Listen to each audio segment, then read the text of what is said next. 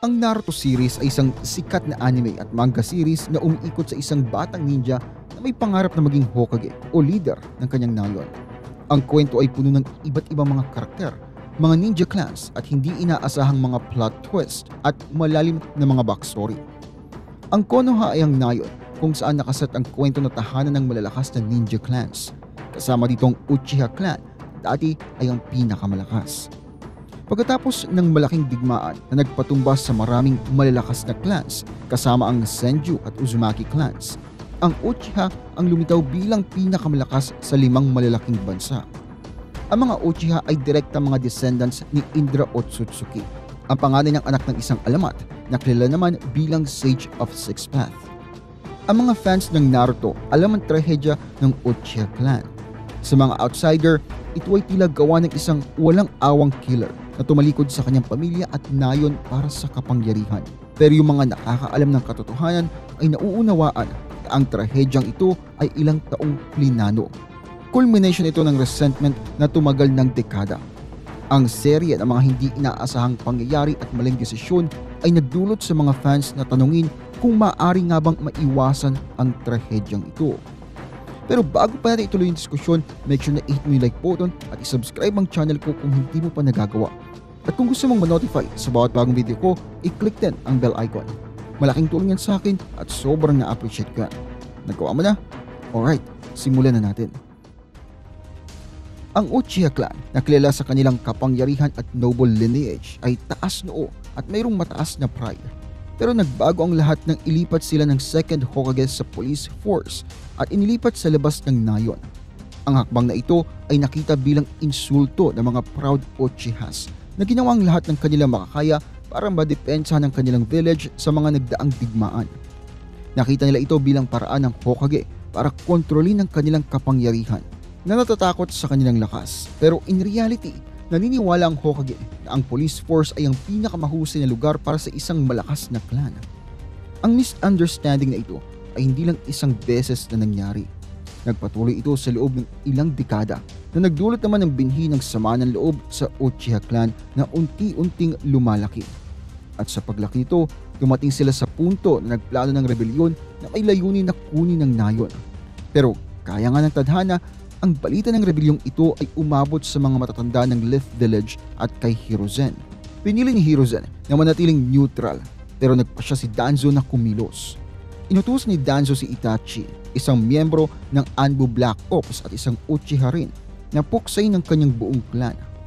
Sobrang lungkot ni Itachi dito pero sa huli tinanggap niyang malungkot na misyon na ito para protektahan ang kanyang nakababatang kapatid na si Sasuke. Matapos maisagawa ang trahedyang misyon na ito, sumali si Itachi sa Akatsuki, isang organisasyon ng mga rogue ninjas, habang lihim na nagtatrabaho bilang isang spy para sa kanyang nayon.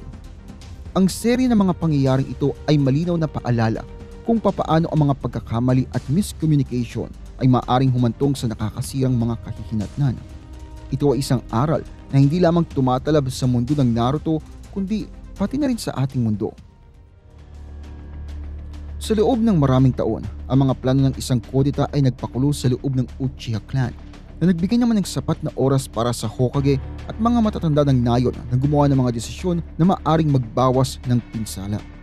Si Hiruzen, ang Hokage ng mga panahong yon, ay dapat ginamit ang kanyang impluensya para gabayan ang mga desisyong ito.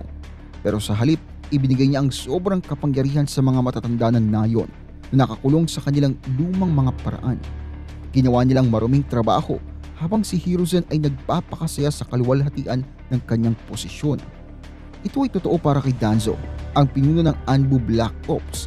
Ang mga kasalanan ay pinili ni Hiruzen na huwag nang pansinin kahit alam niya na ang ambisyon ni Danzo ay maging isang Hokage.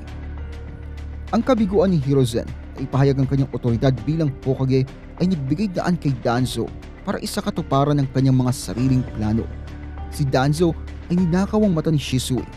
Pinilit siyang mapakamatay at minanipula si Itachi para patayin ang kanyang buong angkan.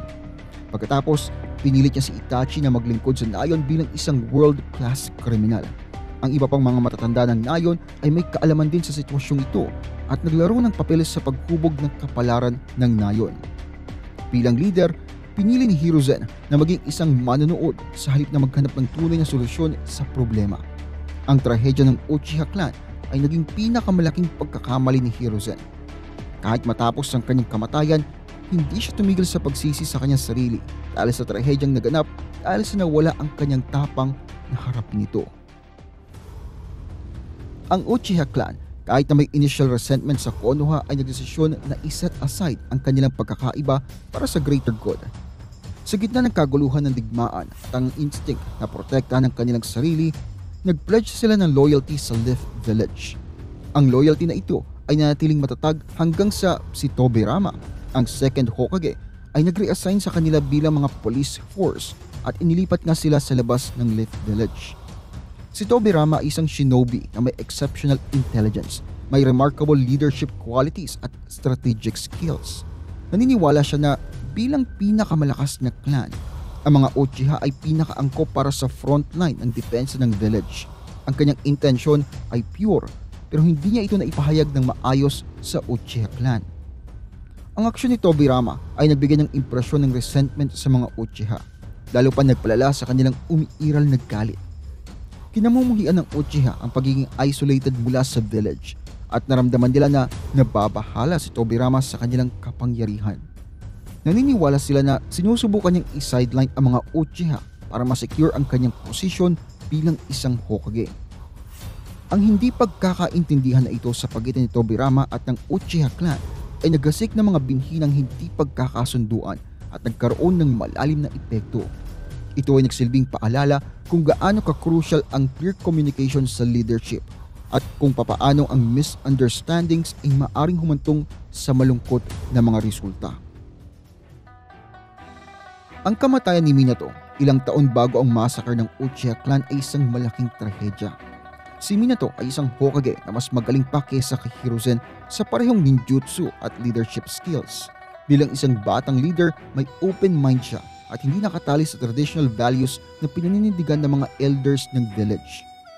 Kilala si Minato sa kanyang unwavering commitment sa pagprotekta ng buhay. Hindi niya isinasakripisyong iba para sa kapakanan ng village. Sa panahon ng 4th Great Ninja War, pinuhay ulit ni Orochimaru ang lahat ng previous Hokage. Kasama na dito si Minato. Na-inform sila tungkol sa kapalaran ng Uchiha Clan at ang mga pangyayari na humantong dito. Nag-struggle itong si Minato na maunawaan kung papaano nangyari ang ganitong trahedya matapos niyang mamatay. Lalo na't ipinagkatiwala niya kay Hiruzen ang kapakanan ng village bago pa man ang kanyang pagpanaw. Sinabi ni Minato na kung siya ang nasa posisyon ni Hiruzen, baka hindi nagkaroon ng ganitong tragic end ang Uchiha Clan. Dahil sa natatanging kasanayan ng pamumuno ni Minato at sa kanyang paglaban sa mga pressure ng mga elders ng village, ito ay maaaring naging plausible outcome. Ang kanyang mga salita ay naglilingkod bilang poignant reminder kung gaano kaiba ang leadership styles at kung gaano ito nakakaapekto sa kapalaran ng isang komunidad. At ito ang video natin for today. Kung nagustuhan mong ginagawa ko dito, huwag kalimutan mag-like at mag-subscribe. Maraming salamat sa panonood. Kita-kits tayo sa next video.